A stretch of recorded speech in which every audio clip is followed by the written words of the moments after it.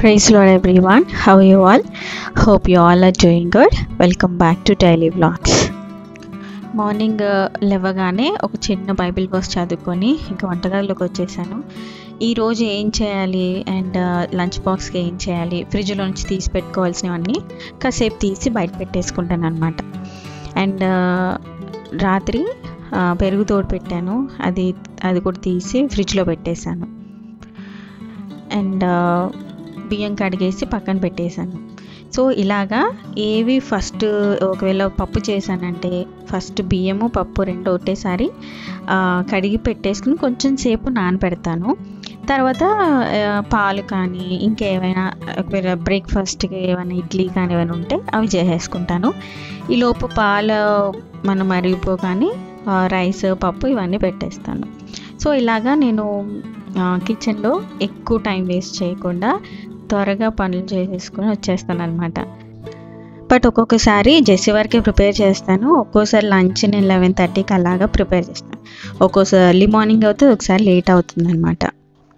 నా ఇంతకుముందు ఓల్డ్ వీడియోస్లో నేను మీకు ఒకసారి చెప్పాను కదా, ఇలాగ మన పాల ప్యాకెట్లు కానీ ఏవైనా ప్యాకెట్స్ ఫుల్గా మనము చింపకుండా ఒక సగం వరకు చింపి దాన్ని యూస్ చేసుకుంటే అవి రీసైక్లింగ్ పర్పస్కి చాలా యూస్ఫుల్ అవుతాయి.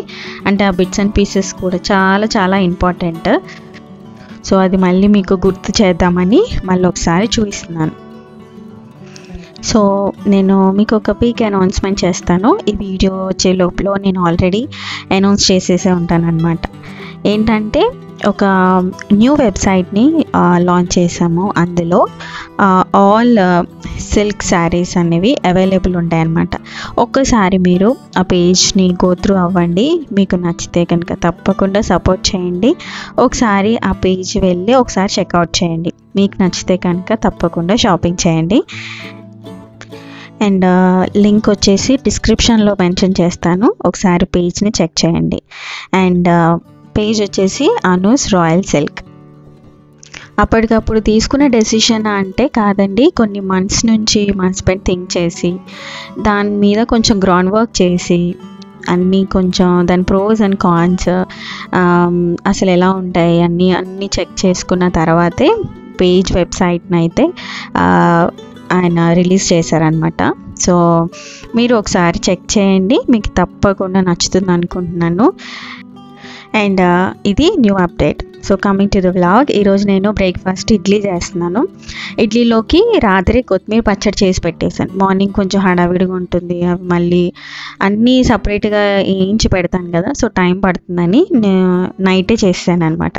సో నైట్ మనం చేస్తే కొంచెం డిన్నర్లోకి కూడా యూజ్ అవుతుంది కదా, సో అలా చేశాను. అండ్ ఇలా వంట చేసుకుంటూ నేను పక్కన వాక్యాలు వింటూ ఉంటాను. సో నేను లేవగానే నా ఫోన్లో ఆన్ చేసి పెట్టుకుంటాను, టీవీ అయితే అసలు ఆన్ చేయను. డైరెక్ట్గా నేను వంటగదిలోకి వెళ్ళిపోతాను కదా, సో ఫోన్ ఆన్ చేసి వాక్యాలు పెట్టుకొని నేను ఇంకా నా వర్క్ అనేది స్టార్ట్ చేస్తాను అనమాట. సో మీకు చూపిద్దామనేసి నేను ఇలాగా టీవీలో చూపిస్తున్నాను. సో మార్నింగ్ రొటీన్స్ ఇలానే ఉంటుంది. సో డైలీ చూసేది ఇదే, అనుదిన వాక్యధ్యానం, డైలీ బ్రెడ్. ఇంతకుముందు ప్రీవియస్ ఇయర్లో అయితే ఒక 4 చూసేదాన్ని. సో ఇప్పుడైతే నేను 2 మాత్రం కంపల్సరీగా నేను చూస్తాను. డైలీ బ్రెడ్ జైపాల్ గారిది అండ్ శ్యామ్ కిషోర్ గారిది. సో ఇవి 2 చూసిన తర్వాత కొన్ని సాంగ్స్ అయితే నేను ప్లే చేసుకుంటాను. సో ఇలాగా జెస్సీ లేచేంత వరకు అనమాట. సో ఈ లోపు అవన్నీ అయిపోతాయి, వాక్యాలు అయిపోతాయి. అండ్ ఈ లోపు నా వంట సగం అయిపోతుంది, అప్పుడు జెస్సీ లేస్తుంది, ఇంకా అప్పుడు ఆపేస్తాను. తర్వాత ఇంక లేచిన తర్వాత పిల్లలు లేస్తే ఇంకా వాళ్ళతోనే ఇంకా సరిపోతుంది. బ్రషింగ్, స్నానాలు, మళ్ళీ టిఫిన్ చేయించడం ఇవన్నీ ఉంటాయి కదా.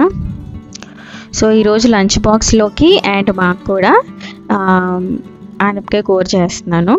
సో మళ్ళీ అస్తమాలు 2 సార్లు చేయాల్సి వస్తుందని.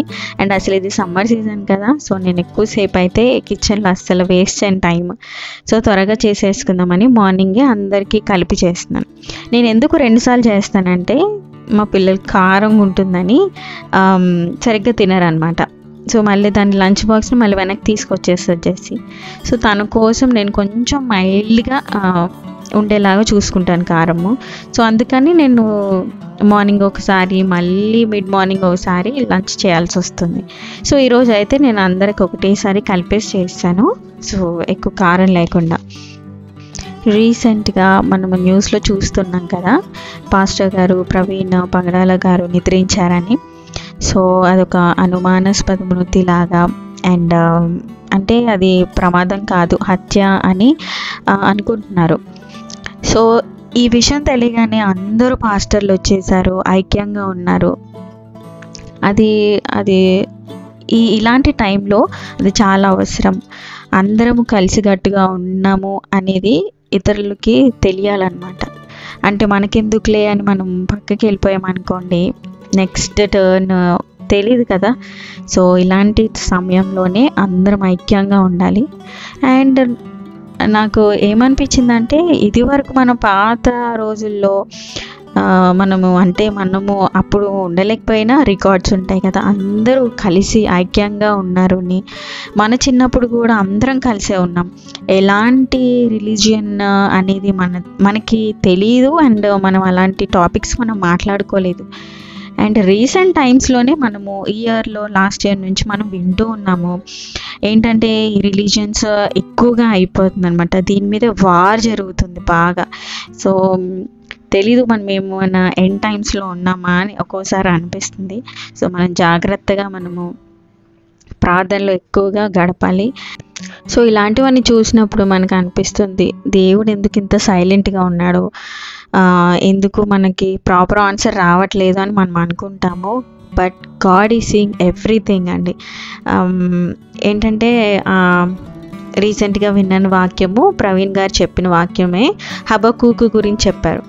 సో ఆయన మఠం వేసుకుని పైన కూర్చుంటే ఆయన ప్రార్థన చేస్తుంటే దేవుడు అన్నాడంట, నేను చూస్తున్నాను, it works on right time. So మనకి పైన రిజల్ట్స్ ఏం కనిపించట్లేదు అంటే హీఈస్ నాట్ వర్కింగ్ అని కాదు, హీఈస్ వర్కింగ్. సో మనకి ఎలాగైనా దానికి జస్టిఫికేషన్ అనేది వస్తుంది. అండ్ నేను ఆయన వాక్యాలు ఎక్కువ వినలేదండి, అండ్ 1-2 వీడియోస్ చూసేదాన్ని.